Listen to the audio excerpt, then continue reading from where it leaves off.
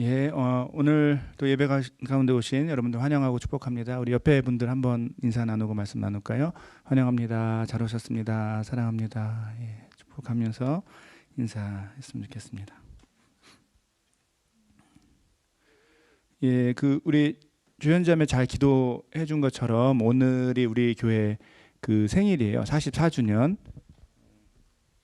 44주년 기념 창립 기념 주일인데요. 또 지난 시간 동안 우리 교회와 함께 하신 하나님께 또 감사와 또 찬양을 드리는 오늘 하루가 됐으면 좋겠고요. 더불어서 우리 청년들에게 좀 부탁하고 싶은 것은 우리가 사실 많은 것을 누리고 있거든요. 우리 청년들로서 교회 공동체 안에서 많은 또 혜택이라면 혜택을 받으면서 우리가 신앙생활을 자유롭고 또 편하게 하게 되는데, 그것은 사실 우리 믿음의 선배들의 귀한 헌신과 또 수고 때문이라는 사실을 잊지 않고 항상 기억하셨으면 좋겠어요. 항상 기억해야 되지만 오늘 같은 창립 기념 주일 때는 또 그런 부분들을 좀 더 마음에 새기는 그런 시간이 됐으면 좋겠습니다. 더불어서 우리도 또 뒤에 우리 후배들을 위해서 그렇게 헌신하고 교회 공동체를 아름답게 세워가는 그런 삶을 살겠다 또 다짐하는 그런 주일이 됐으면 좋겠습니다.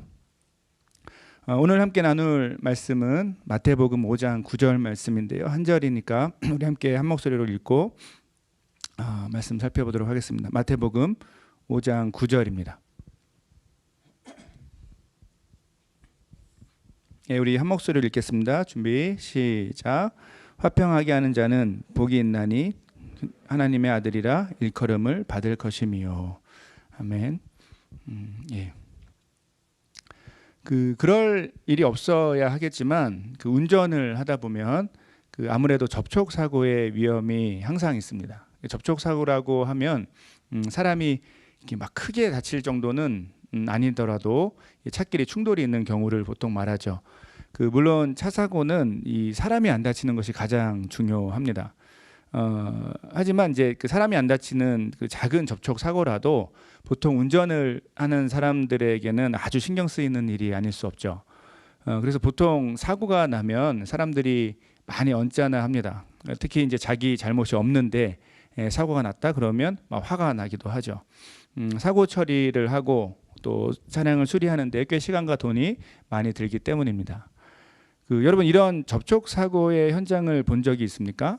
예, 특히 한국에 여기는 좀 덜한 것 같고요. 한국의 운전 문화를 아는 분들, 한국의 운전 문화를 경험해 본 분들은 이 접촉 사고 하면 딱 떠오르는 장면들이 있죠. 그러니까 이런 거 아닌가요? 싸우는 장면입니다. 어차피 보험회사가 처리해야 할 일들인데 안타깝게도 운전자들끼리 막 소리 지르면서 싸우는 경우를 종종 볼 수 있습니다.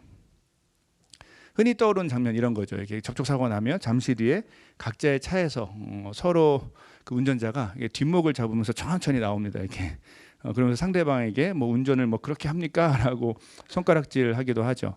심한 경우는 반말하고 막 욕을 하다가 서로 몸싸움까지 하는 경우도 종종 있습니다. 이런 분위기에 익숙하게 되면 충분히 그럴 수 있을 것 같은데 한국에 좀 이런 문화가 일반적이다 보니까 최근에 소개된 한 영상이 한국에서 크게 좀 이슈가 되었던 것 같습니다. 한 2주 전에 있었던 일인 것 같아요. 바로 접촉 사고의 상황을 찍은 영상입니다. 제가 이제 말로 설명하는 데는 조금 이렇게 생동감이 잘 안 느껴질 것 같아서 영상을 그냥 준비했는데 영상 한번 보고 계속해서 말씀 나눌까요?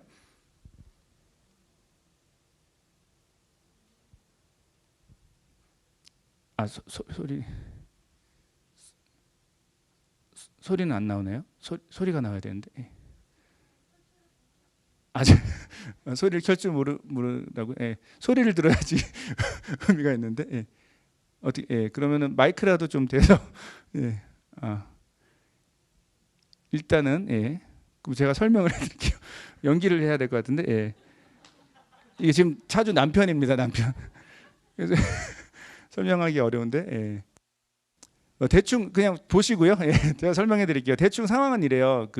접촉 사고가 났습니다. 이제 이 영상은 사고 난 아이 엄마인데 지금 보셨나요? 이게 핵심인데. 예. 아이 엄마가 급하게 아이를 데리고 이제 응급실을 가는 상황이었어요. 그러다가 너무 정신이 없으니까 사고가 났는데 이제 아무 잘못 없이 그 들이받치신 압차의 그 분께서 이제 그 상황을 듣고 이게 오히려 막 이렇게 놀라가지고 막 벌벌 떨고 있는 뭐죠? 이렇게 가해자라고 하나요? 이렇게 그 사고를 내신 분께 이렇게 안아드리면서 이렇게 막 토닥여주고 이렇게 잘 이렇게 정신 차려서 병원 빨리 가라 이렇게 하고 이제 이 영상을 나중에 사고 처리 때문에 남편이 보다가 울컥했다는 거죠. 예, 너무 이렇게 감사하다 이렇게 그래서 나중에 또 전화했는데 그 아주머니께서 앞차의 그 피해자께서 그 뭐죠? 첫 마디가 이제 사고 처리에 대한 건 관심 없고 저거부터 이렇게 아이하고 그 아이 엄마는 괜찮냐 이렇게 물어보면서 또 한 번 또 우리 그 가해자의 남편을 울렸던 그런 영상이라고 합니다. 예, 그래서 지금 보이시죠? 이렇게 막 들어주면서 이렇게 잘 정신 차려서 이렇게 놀라지 말고 이제 병원 가라 이런. 그러면서 뒤에 이제 아주머니의 앞차의 그 피해자께서 하신 또 인터뷰도 있어요. 왜 이게 이렇게 그 이슈가 되는지 잘 모르겠는데 하면서 딸 같아서 실제로 알고 보니까 그 피해자의 그 따님하고 이렇게 아이 엄마하고 그 같은 나이더라고요. 예. 제가 좀 연기력이 있었으면 이걸 다 연기를 했을 텐데 예. 나중에 찾아보세요. 그 엠힉 뉴스 정확하게 얘기해도 되나? 유튜브 채널인데 어쨌든 엠힉 뉴스에 나와 있어서 금방 검색하시면 나올 것 같아요. 11월 5일에 있었던 그런 접촉 사고 영상입니다. 예, 된 것 같습니다. 다 내용이 전달된 것 같아서요. 이게 이제 그 많은 사람들이 되게 큰 관심을 받았어요. 이렇게 감동적이다 이거죠, 그죠? 영상 어땠습니까? 예. 제 설명이 감동적이었나요? 예, 이 감동을 전할 수가 없어서 여러분에게도 이런 좀 이렇게 사람들이 느꼈던 감동이 느껴졌습니까? 그러니까 뭐 우리가 일상적으로 잘 보지 못하는 장면이라서 그랬던 것 같아요. 저는 이제 영상 보면서 이런 생각을 해봤어요. 감동적인 모습인데 이런 부분을 또 생각해봤는데 이제 이런 표현을 해요. 그 피해자께서 실제로 사람하고 아기가 더 먼저지 뭐 그런 뭐 지금 차가 중요한 게 아니다 이런 비슷한 얘기를 하시는데 사람을 중요하게 이런 상황이 됐을 때 사람을 중요하게 여기고 먼저 챙기는 것은 가만 생각해 보면 사실 우리에게 지극히 당연한 일입니다. 그렇지 않나요? 이게 당연한 일이죠. 그런데 이게 뉴스에 나올 정도로 왜 이렇게까지 사람들이 감동을 받을까? 이것은 이것에 대한 반증, 그러니까 사람들 사이의 갈등과 다툼이 너무 이렇게 많기 때문에 이것이 우리 사회 속에서 너무 갈등이 많고 그런 모습이 많다, 이렇게 싸우는 모습이 많다. 접촉 사고 나면 아까 설명한 대로 뒷목부터 잡고 별로 안 아파도 뒷목부터 잡고 눕는 분도 계시고 뭐 욕하는 분도 계시고 이런 상황이 너무 많다 보니까 이런 상황에 대한 반대의 또 증거 아닌가, 이것을 보여주는 또 하나의 모습이 아닌가라는 생각을 하게 된 겁니다.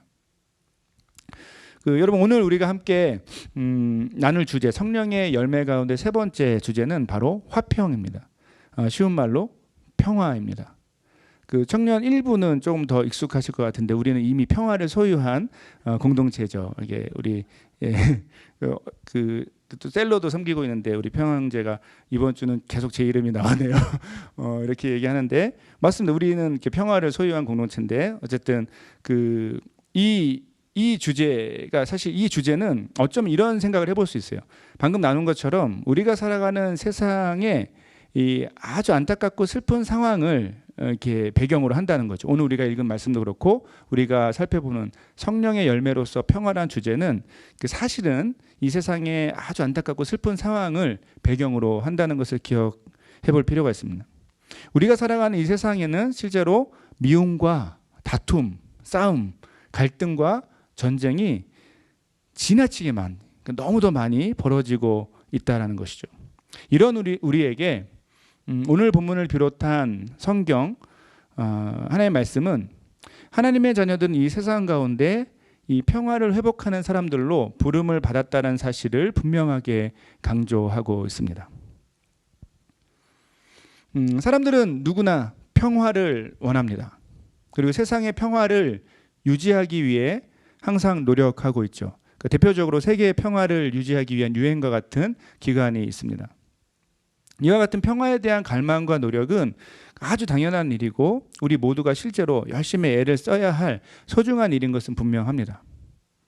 자, 그런데 안타깝게도 인간의 역사가 증명하고 있는 게 있어요. 그리고 우리의 경험, 우리의 마음이 또 증명하고 있는 아주 안타까운 현실이 있습니다. 그것은 이 세상에서 인간은 제대로 된 평화를 경험해 본 적이 별로 없다라는 것입니다. 여러분, 인류의 역사를 한번 돌아볼까요? 어쩌면 인류의 역사는 이렇게도 표현할 수 있을 것 같아요. 전쟁의 흔적으로 기록되었다.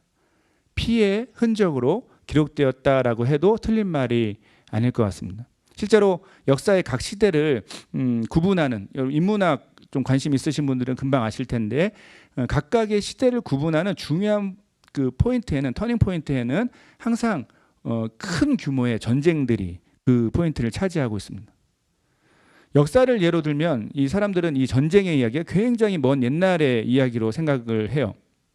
하지만 우리가 캐나다에 살고 있어서 별로 생각이 없는데 지금도 여러분 세계 곳곳에서 우리와 동시대에 많은 전쟁과 테러가 일어나고 있습니다. 또 한국의 배경을 갖고 있는 저와 여러분에게는 또 기억해야 할 사실이 있죠. 지금 한국은 남과 북이 나뉘어져서 서로 총을 겨누고 있다라는 사실입니다. 너무 먼 이야기들만 했나요?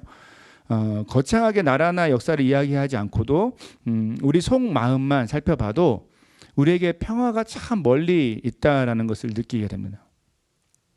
여러분의 지난 시간을 한번 이렇게 이제까지 살아온 시간을 한번 돌아보실까요? 돌아볼 때 진짜 난 더할 나위 없이 정말 평화로운 삶을 살고 있다. 아무 걱정과 근심이 없다라고 고백한 적이 그런 삶의 시기가 얼마나 있었습니까? 겉으로 표현하지 못하지만 우리는 다양한 이유에서 이 전쟁터와 같은 마음의 상태를 항상 경험하고 있지 않습니까?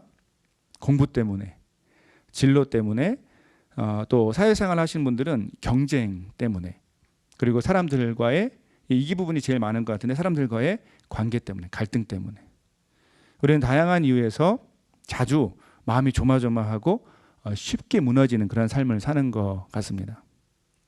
이런 세상에서 사람들이 이 마음의 평화를 지키기 위해 정말 다양한 노력을 하죠. 어떤 시대의 트렌드를 엿볼 수 있는 좋은 방법이 있는데 그게 서점에서 발표되는 베스트셀러 리스트를 보는 겁니다. 근데 여러분 그거 한번 찾아보시면 금방 느끼실 텐데 이 베스트셀러 리스트에는 시대와 관계없이 항상 이 평화를 지키는, 마음의 평화를 지키는 자기계발 책들이 항상 상위권에 올라가 있습니다. 이제 우리가 평화를 갈망하고 있다, 평화를 유지하기가 참 어렵다라는 것에 또 증거가 되죠. 하지만 안타깝게도 분명한 한 가지 사실이 있습니다. 평화에 대한 이와 같은 사람들의 갈망과 노력에도 불구하고 평화로운 삶은 항상 참 멀리 있다고 느껴지는 것 같습니다. 여러분, 그런데 오늘 본문은, 우리가 함께 읽은 오늘 본문은 우리에게 이렇게 말합니다. 화평하게 하는 자는 복이 있나니 그들이 하나님의 아들이라 일컬음을 받을 것이며. 예수님께서 산상수훈에서, 이 말씀은 유명한 산상수훈의 한 부분이죠. 산에서 하신 설교에서 하신 이 말씀은 사실 우리에게 큰 부담이 됩니다. 아니 주님, 우리 마음의 평화가 잘 느껴지지 않는데, 그리고 인간의 역사가 이미 이 평화가 제대로 경험된 적이 없었다라는 것이 정말 이렇게 완전하게 증명을 하고 있는데 우리가 어떻게 화평하게 하는 사람이 될 수 있겠습니까? 평화가 멀리 느껴지는 우리에게 이와 같은 반응은 당연할 것입니다. 그렇다면 주님은 과연 어떤 이유에서 우리에게 이런 말씀을 하셨을까요? 오늘 본문에서 말하고 또 성경 전체에서 강조하는 화평하게 하는 삶은 과연 무엇이고 성령의 열매로서 이것이 실제로 우리 삶에 어떻게 적용될 수 있을까요? 오늘 본문에서 예수님이 말씀하는 화평하게 하는 자는 우리가 잘 알고 있는 피스메이커를 가리킵니다. 여러분, 평화란 단어를 들으면 어떤 상황을 먼저 떠올리시죠? 당연히 가장 우선적으로 갈등과 싸움 혹은 전쟁이 없는 상태가 이 평화에 우리가 모두가 갖고 있는 공통적인 가장 우선적인 이미지일 것입니다. 싸우지 않는 거죠. 전쟁하지 않는 거죠. 근데 이제 한 가지 좀 더 깊이 있게 나아가야 될 한 단계가 더 있는데, 성경에서 단순히 말하는 평화는 단순히 싸움과 갈등 그리고 전쟁이 없는 상태만을 가리키지는 않는다는 거예요. 그 성경에서 평화는 갈등, 싸움, 전쟁이 없는 것은 당연하고 그것을 넘어서 더욱 완전한 혹은 원래의 어떤 모습으로 회복되어서 온전한 상태가 된 것을 가리킵니다. 즉 깨지고 문제가 있는 관계가 회복되어서 안정된 상태, 그리고 그 속에서 깊은 하나됨과 소통, 그리고 사랑이 경험되고 있는 그 상태를 가리킬 때 이 성경에서 말하는 평화라는 단어와 개념이 사용된다라는 것이죠. 이 사실을 잘 이해하기 위해서 좀 이제 이런 접근을 해볼 필요가 있어요. 우리는 성경에서 말하는 평화가 없는 상태가 무엇이냐, 이걸 좀 먼저 생각해 볼 필요가 있습니다. 흥미롭게도 성경은 바로 이것에 대한 설명으로 성경 자체가 시작이 되고 있어요. 성경의 가장 앞부분인 창세기 1장과 2장을 한번 떠올려 보실까요? 기억해 보실까요? 무슨 내용이죠? 창세기 가장 앞부분인 1장과 2장에는 정말 아름답습니다. 평화롭습니다. 하나님과 인간의 관계가, 온 세상의 상태가 말 그대로 평화로운 상태였다라는 것을 분명하게 보여줍니다. 하나님과 인간 사이에 부끄러움이나 거리낌이 없었습니다. 그리고 사랑으로 하나 되어서 중요한 것은 자유로운 소통이 가능한 상태였죠. 온 세상이 아름답게 하나님을 찬양하는 그런 상태였고 만족을 누리는 평화의 상태였습니다. 그런데 그 평화로운 장면이 바로 한 장을 넘긴 그 창세기 3장에서 한순간에 와장창 깨지게 됩니다. 인간이 죄를 짓고 난 후에 가장 먼저 보였던 반응 기억하십니까? 뭐였죠? 바로 하나님을 피해 숨는 것이었습니다. 하나님과 교제하던 관계에서 하나님을 피하고 더 나아가서 그분과 갈등하는 관계로 바뀌게 된 거죠.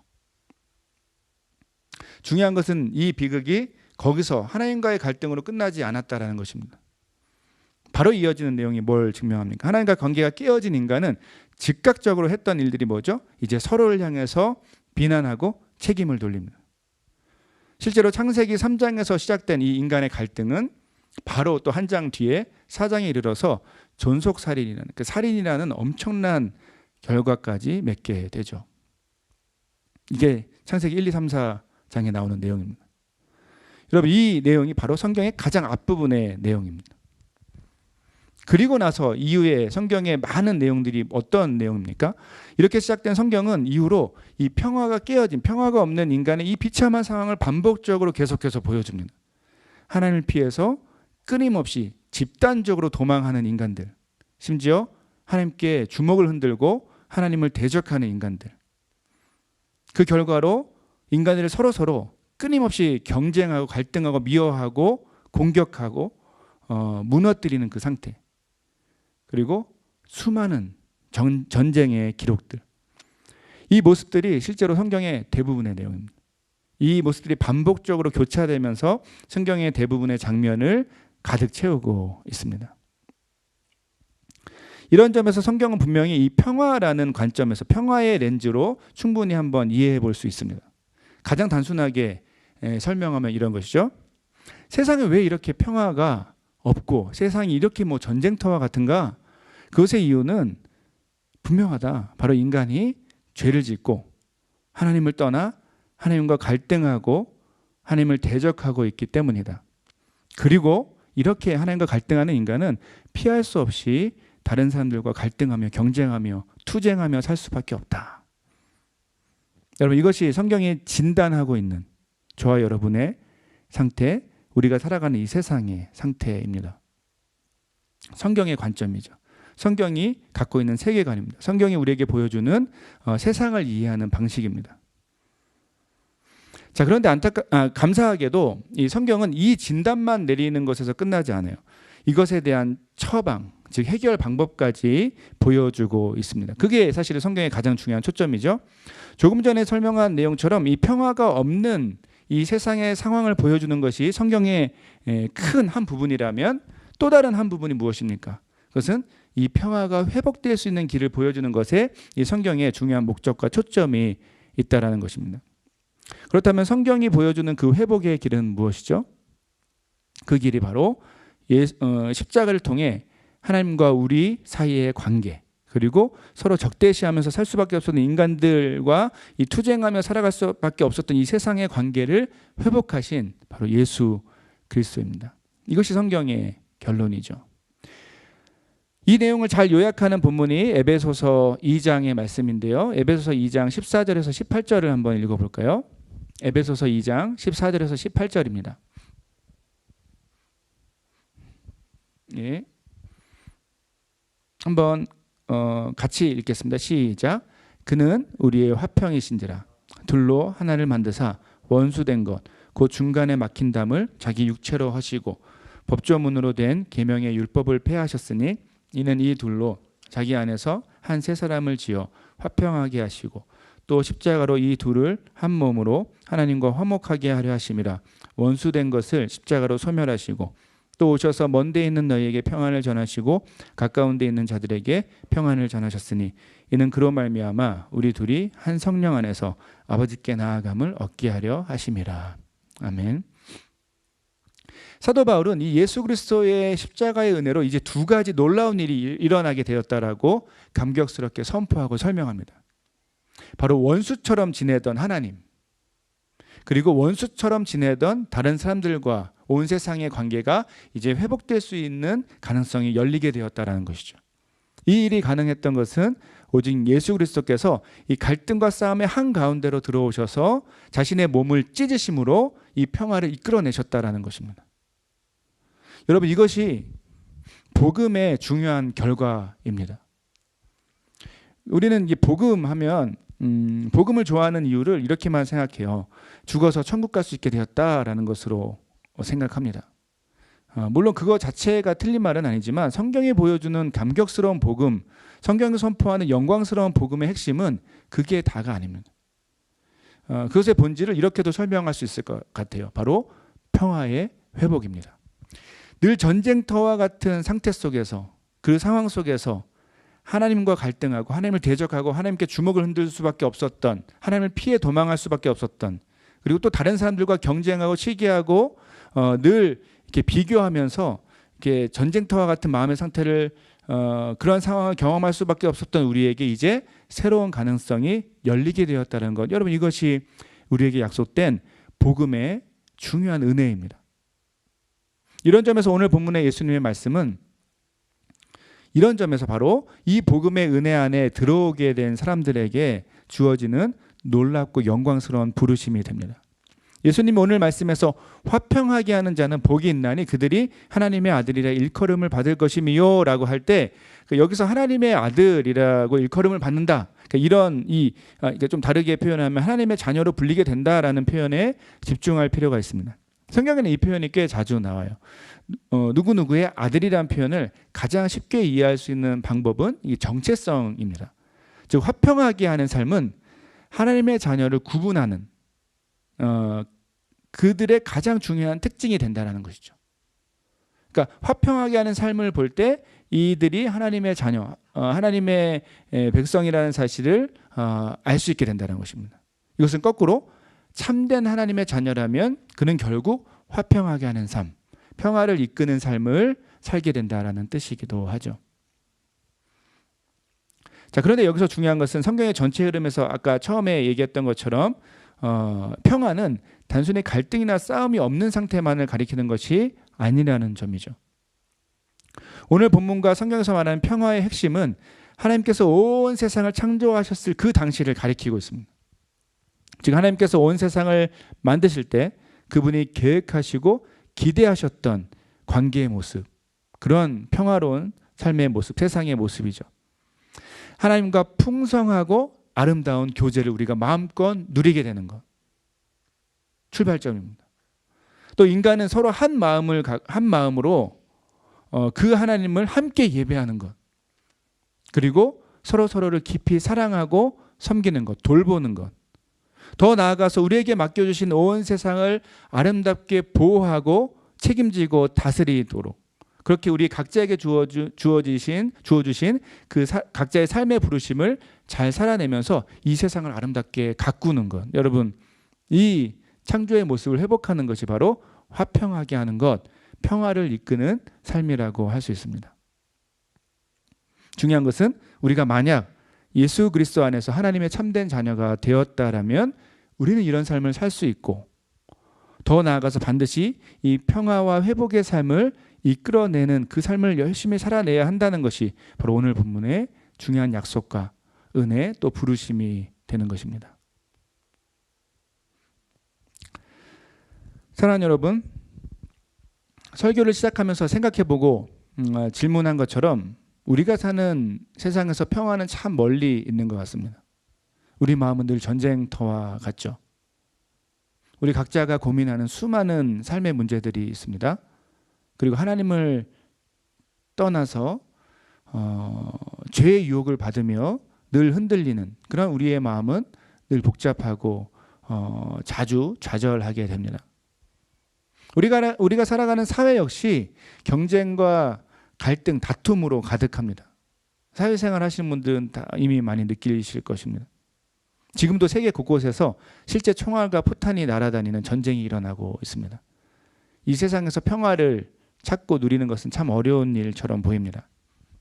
하지만 여러분, 하나님 백성, 그리스도인들로서 우리가 항상 기억하고 마음에 새기고 있어야 할 중요한 사실이 있죠.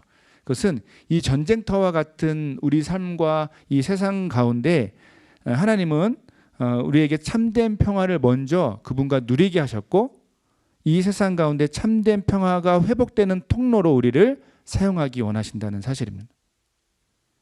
다시 한번요.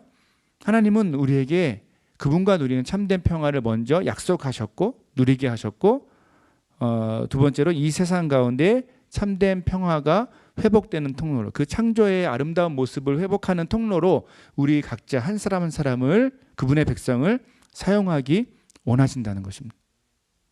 이것은 그냥 저 멀리 있는 이상적인 이야기가 아닙니다. 바로 우리가 하나님 백성, 그리스도인이 되는 순간부터 기억해내고 날마다 살아낼 수 있는 영광스러운 삶의 부르심이 됩니다. 안타깝게도 우리는 이 중요한 사실을 자주 잊고 살아가죠. 심지어 우리에게 주어진 이 특권을 우리 스스로 포기하고 살 때가 참 많습니다. 이런 점에서 오늘 말씀은 우리가 믿음으로 붙잡아야 할 중요한 그리스도인의 삶의 방향을 다시 한번 일깨우고 기억하게 합니다. 이 말씀을 어떻게 적용할 수 있을까요? 크게 보면 두 가지로 적용해 볼 수 있을 것 같습니다. 첫째는 여러분, 우리는 매일의 삶 속에서, 매일매일의 삶 속에서 순간순간마다 이 예수 그리스도를 향한 믿음으로 하나님과의 평화를 날마다 회복하고 누려가야 합니다. 즐겨가야 한다라는 것이죠. 하나님과의 평화.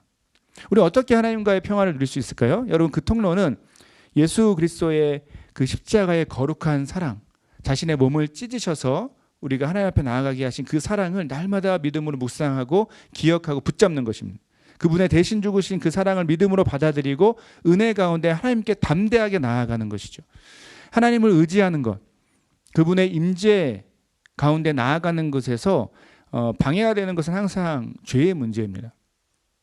하지만 예수 그리스도 안에 있는 모든 사람은 그 죄를 회개하며 믿음으로 자유롭게 하나님께 나아갈 수 있는 특권을 가진 사람들이라는 사실을 기억하셔야 됩니다. 실제로 관계에 있어서 굉장히 중요한 특징이 있죠.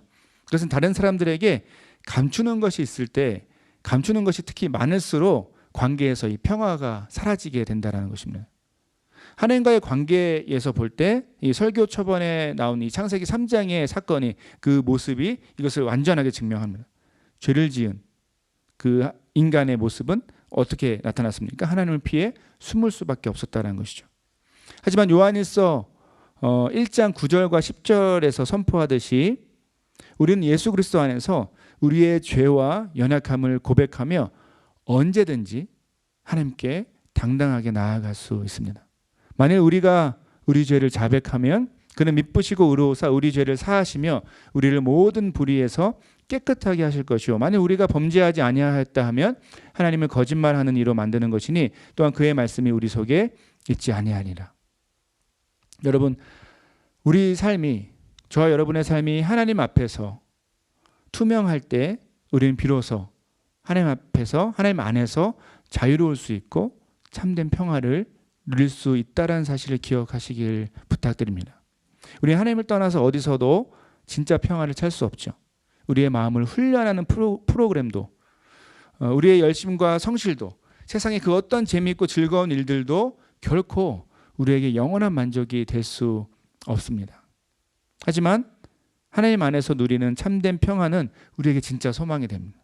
이 하나님과의 관계를 누리기 위해서, 즐기기 위해서 우리는 날마다 예수 그리스도를 의지하며 믿음으로 하나님께 나아가야 한다는 것이죠. 그 나아가는 삶을 반복적으로 우리 삶에 훈련하고 연습해야 한다는 것입니다. 이 평화를 누리는 것과 함께 두 번째로 중요한 우리 삶의 방향이 있습니다. 그것이 바로 오늘 본문에서 선포하는 것처럼 화평하게 하는 삶, 평화를 이끄는 삶을 살아야 한다는 것이죠. 여러분, 이 삶이 우리 모두에게 주어진, 그리스도인에게 주어진 중요한 사명입니다. 소명, 우리가 꼭 해야 되는 일이죠. 저와 여러분, 우리 각자가 살아가는 삶의 현장에서 지혜롭고 아름다운 중재자, 이 피스메이커의 역할을 감당해야 한다는 것입니다. 저와 여러분, 우리 모두가 그렇게 해야 된다는 것이죠. 제가 자주 설교나 성경 공부에서 강조하는 것처럼 특히 우리의 말과 나눔의 내용을 예민하게 항상 잘 살펴보셔야 됩니다. 어디선가 우연히 이런 글을 본 적이 있는데 이래요. 그 총칼로 죽은 사람보다 혀로 죽은 사람이 더 많다라는 글인데 충분히 공감이 되는 이야기입니다. 총칼로 죽은 사람보다 혀로 죽은 사람이 더 많다는 것이죠. 실제로 여러분, 교회 공동체와 사회에서 우리가 가장 심각하게 경험하는 그 관계의 어려움이 이런 것들 아닌가요? 여러분, 우리는 좀 이렇게 좌절스러운 얘기를 해서 죄송한데, 여러분, 우리는 우리 스스로 각자가 나 자신에 대해서 생각할 때 우리 스스로 우리 자신에 대해서 생각하는 것보다 훨씬 교묘하고 죄송합니다, 못된 사람들입니다. 그래서 우리는 이렇게 다른 사람들은 모르지만 우리 자신은 잘 알고 있어요. 누군가를 축복하고 축하하는 것보다 시기하고 질투하고 망가뜨리는 선택이 더 쉽게, 더 자주 하게 됩니다. 가장 쉬운 게 이제 말이죠. 이것이 인간의 죄의 결과입니다. 대표적으로 이제는 청년 1, 2부는 많이 들어서 귀에 이제 피가 날 정도라고 얘기하는 뒷담화가 있습니다. 교회 공동체에서 제가 살펴봤을 때는 그 가장 심각한 문제이기도 하죠. 우리는 다른 사람들을 난처하게 하려고, 어렵게 하려고, 때로는 막 직설적으로, 아니면 때로는 위하는 척하면서 교묘하게 이 사람들 사이의 갈등과 문제를 얼마든지 일으킬 수 있습니다. 여러분, 우리가 혹시 이런 잘못된 삶을 살고 있지는 않은지 확인하고 점검할 수 있는 좋은 방법을 한번 알려드릴게요. 여러분 스스로 각자에게 적용하는 겁니다. 꼭 이런 설교하면은 다른 사람들 그 이름을 먼저 떠올리고 얼굴을 떠올리시는 분들이 있는데, 그게 아니고 나 자신이 한번 돌아보는 겁니다. 한번 최근 몇 달 동안 내가 이렇게 주의 깊게 관심 있게 듣고 막 들으려고 하고 실제로 말을 하고 전달하고 있는 그 주변 사람들에 대한 이야기가, 그 이야기들이 어떤 것들인지를 한번 여러분 스스로 점검해 보십시오. 우리 각자 스스로 살펴볼 때 만약 내 주변이, 내가 듣는 소식들이 항상 이게 관계에 끼어진 시끄러운 소식들로 가득하다라면 약간 긴장하셔야 됩니다. 그런 분들은 진지하게 자신의 삶을 한번 잘 돌아보고 마음을 돌아보셔야 됩니다. 지나치게 이 사람들의 갈등에 관심이 많은 사람에게 그런 소식이 사실은 더 잘 들어오기 마련이죠. 더 나아가서 자신의 말과 행동이 이유가 되어서 자꾸 주변 사람들이 사이에 원하지 않았던 갈등과 싸움이 생긴다면 더 심각한 경우입니다. 빨리 회복을 해야 되는 병든 상황이죠. 사랑하는 여러분, 하나님의 백성 그리스도인들은 이런 삶의 방향과 처절하게 피 흘리기까지 또 믿음으로 싸워야 합니다. 어떤 점에서 제가 이제 어제 셀장 모임 때도 그런 얘기를 잠깐 했는데, 이렇게 돌아보면 평화를 이끄는 삶 중에서 이 뒷담화를 하지 않고 다른 사람에게 잘못된 정보를 전달하지 않는 거, 그 평화를 이끄는 삶의 여러 가지 레벨이 있다면 그 중에서 가장 낮은 수준의 레벨입니다. 근데 우리는 이거마저도 많이 실패를 하죠. 여러분, 하나님의 백성 그리스도인들이 이런 삶의 방향과 처절하게 피 흘리기까지 자신의 본성과 싸우면서 나아가야 하는 사람들입니다. 이런 종류의 삶과 반대로 이 사람들 사이에서 평화와 회복을 이끄는, 축복하고 격려하면서 그들의 사회를 아름답게 만드는 그 역할을 할 때 우리 가슴이 막 열정적으로 뛰어야 합니다. 이게 그리스도인의 삶이죠. 이러한 삶을 잘 살기 위해서 항상 우리는 우리 마음속 깊은 곳을 잘 살펴보셔야 됩니다. 우리가 하는 말과 행동의 동기, 모티프를 바로 사람들 사이에서 인정받는 것이 아니라 하나님 앞에서 점검해야 합니다. 그게 우리가 살 길입니다. 학교와 직장에서 우리가 만나는 사람들에게, 또 교회 공동체에서 함께하는 동역자들에게 우리는 항상 이 선하고 온전한 말과 행동으로 서로의 관계를 아름답고 풍성하게 이끌어야 되고, 우리의 말과 행동으로 감동과 은혜를 끼쳐서 이 공간이 평화로운 공간이 될 수 있도록 우리의 삶을 드려야 한다는 것이죠. 물론 우리의 힘과 노력으로 이런 삶을 절대 살아낼 수 없습니다. 우린 가만 내버려 두면 가십에 더 큰 재미를 느끼죠. 그리고 갈등에 더 흥미를 갖게 됩니다. 세상에서 제일 재밌는 것이 아시나요? 싸움 구경과 불구경이라는 말이 있죠. 들어보셨나요? 한국에서 그런 얘기 하거든요. 세상에 제일 재밌는 구경이 싸움 구경하고 불구경이다. 저는 이런 생각을 해봤는데 이게 우리의 심각한 죄성을 분명하게 드러내는, 증명하는 어떤 표현이라고 생각합니다. 하지만 우리가 만약 우리의 힘과 노력으로는 절대 그런 삶을 살 수 없지만, 우리가 만약 예수 그리스도 안에서 매일매일 하나님께 나아가서 매일매일 그분과의 평화를 먼저 충만하게 누리고 있다라면 자연스럽게 이 죄와 우리 안에 있는 그 연약함과 싸울 수 있는 힘과 능력을 얻게 될 것입니다. 단순하게 결단하고 작정해서 가능한 것이 아니라 우리가 살아내는 평화를 이끄는 삶의 근거는 바로 우리가 누리는 하나님과의 평화에 그 뿌리를 두고 있다는 것이죠. 이 삶을 살아갈 때, 이러한 삶을 누릴 때, 이 평화를 누릴 때 우리는 우리 각자에게 주어진 이 영광스럽고 아름다운 이 피스메이커의 삶을 은혜로 살아낼 수 있게 되는 것입니다. 사랑하는 여러분, 이 피스메이커의 삶을 가장 온전하고 아름답게 우리에게 보여주신 그 한 분이 계십니다. 그분은 바로 자신의 몸을 찢으시며 하나님과 사람들 사이에 평화를 이끌어내신 우리 주 예수 그리스도이십니다. 그리고 그분을 따르는 우리에게, 그분의 삶을 따라가는 우리에게 그 영광스럽고 아름다운 평화를 이끄는, 화평하게 하는 삶의 길이 활짝 열려 있습니다. 그분을 따라갈 때 이것이 가능하다라는 것이죠. 여러분, 이 예수 그리스도를 따라 온전한 평화의 길을 걸어가는 저와 여러분이 되길 간절히 소원합니다. 혹시 삶의 크고 작은 문제들, 이제 죄의 문제 때문에 지금 하나님과 좀 관계가 안 좋은 분들 계십니까? 하나님을 멀리하고 심지어 하나님께 도전하고 싶은 분들도 계십니까? 이제 겸손한 마음으로 부탁하는 것은 겸손한 마음으로 회개하고 돌이키고 믿음으로 하나님 앞에 나아가시기를 부탁드립니다. 예수 그리스도의 은혜를 힘입어서 우리에게 참된 평화를 주시는 하나님을 바라보시기를 부탁드립니다. 그렇게 나아가는 우리에게 하나님은 놀라운 평화로 응답하실 것입니다. 혹시 다른 사람들과 내가 지금 갈등을 경험하며 마음의 분노를 경험하고 계신 분들이 있으십니까? 죄가 없으셨지만 참된 평화를 위해 자신의 몸을 찢으신 이 예수 그리스도를 바라보시길 부탁드립니다. 포기하지 않고 끝까지 싸워라. 여러분, 이것이 세상의 메시지죠. 누군가 갈등이 있으면 아예 발반하라. 이게 세상의 메시지 아닙니까? 이런 메시지를 거절하시기를 부탁드립니다. 그리고 주님의 위로를 구하며 사랑과 평화의 삶을 하나님 앞에서 선택하고 그 회복을 위해 지혜를 구하는 우리가 되기를 소원해요. 여러분, 혹시 사회와 교회 안에서, 여러분 직장과 학교에서, 또 가정에서, 여러분 친구들 관계 속에서 사람들이 나는 나하고는 아니더라도 크고 작은 갈등 가운데 살아가고 그런 상황 가운데 중간에 이렇게 있으십니까? 서로 뒷담화하면서 싫어하는 사람들을 막 골탕 먹이려는 이 세상의 삶의 방법을 철저하게 거절하는 우리가 되어야 합니다. 예수 그리스도께서 보이신 본을 따라 이 사람들 사이에 존재하는 수많은 벽을 믿음으로 허물어가는 그 역할을 여러분이 감당하시길 부탁드려요.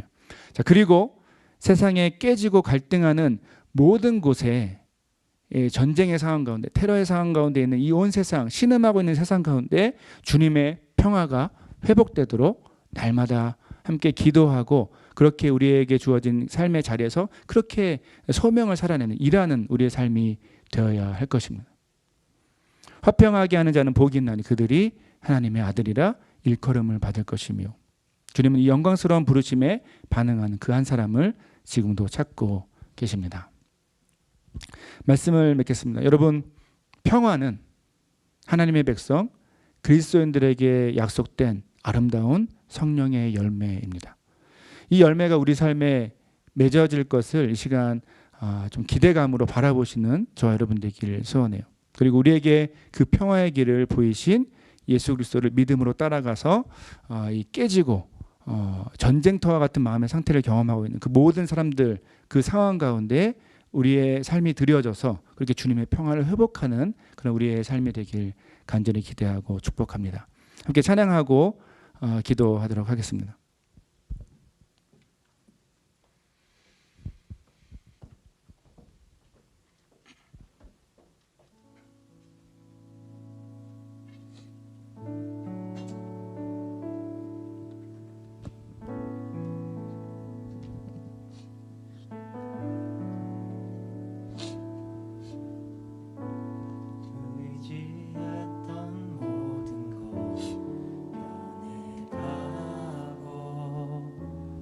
억울한 마음은 커져가네.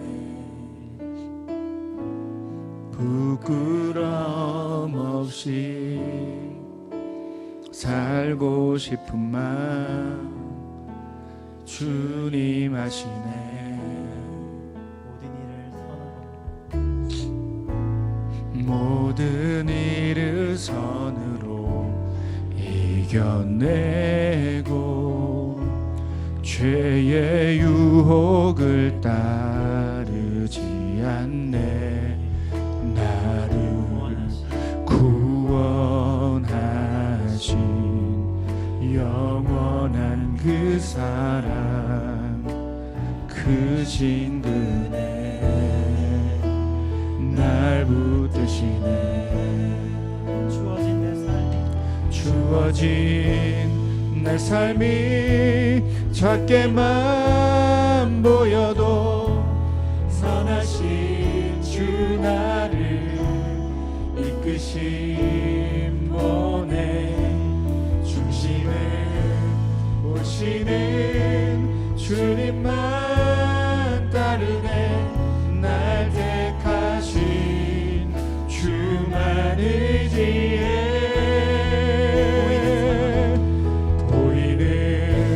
상황에 무너질지라도 예수 능력이 나를 붙드네. 보이지 않아도 주님만 따르네. 내 평생 주님을 노래하리라.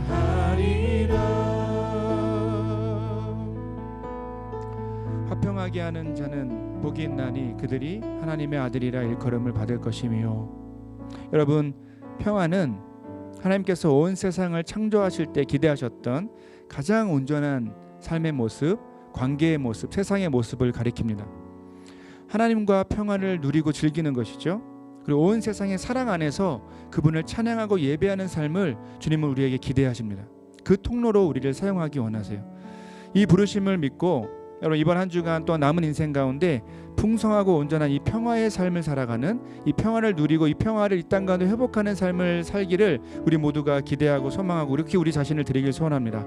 이제 함께 그런 삶을 살 수 있도록 성령의 도우심을 구하며 간절히 기도하며 나아가도록 하겠습니다. 기도하시겠습니다. 은혜로우신 하나님 감사드립니다. 우리를 불러주셔서 그 하나님의 영광스러운 임재가 나아갈 수 있도록 도와주심을 감사드립니다. 이 세상의 전쟁터와 같은 세상 속에서 깨어짐과 아픔의 이야기들이 많습니다. 특별히 아픔과 고통 가운데 있는 한 영혼을 회복하는 그런 통로로 우리를 사용하여 주시옵소서. 하나님과 관계가 끼어져 있는 그런 사람의 통로를 회복하는 통로가 될 수 있도록 도와주시옵소서. 우리를 통해서 이루실 평화의 회복을 기대하고 소망하며 나는 아버지 하나님, 우리의 믿음의 삶이 사실 우리 삶의 각자의 삶의 현장에서 드려질 수 있도록 도와주시고 우리의 작은 섬김을 통하여서 작은 사랑의 모습을 통하여서 그 하나님의 회복이 일어날 수 있도록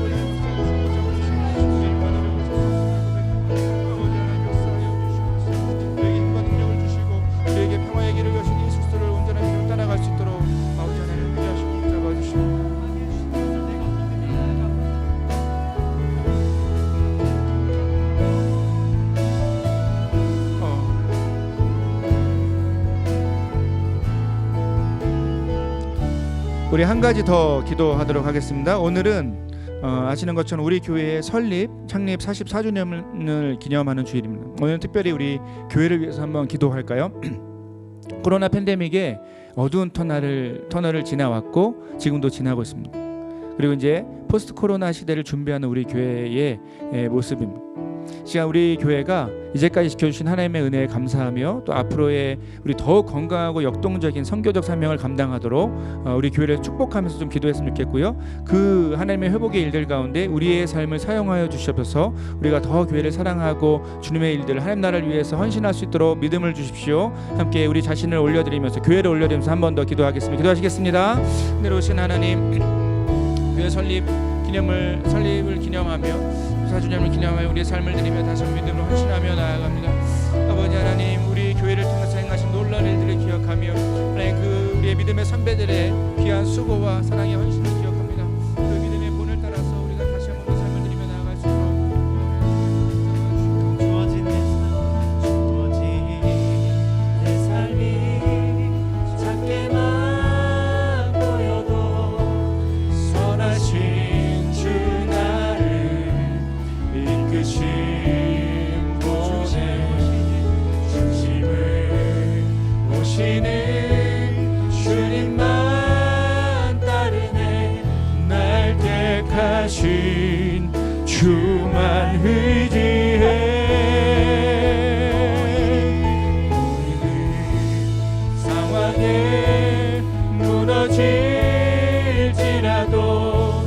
예수 능력이 나를 붙드네. 보이지 않아도 주님만 따르네. 내 평생 주님을 노래하리라.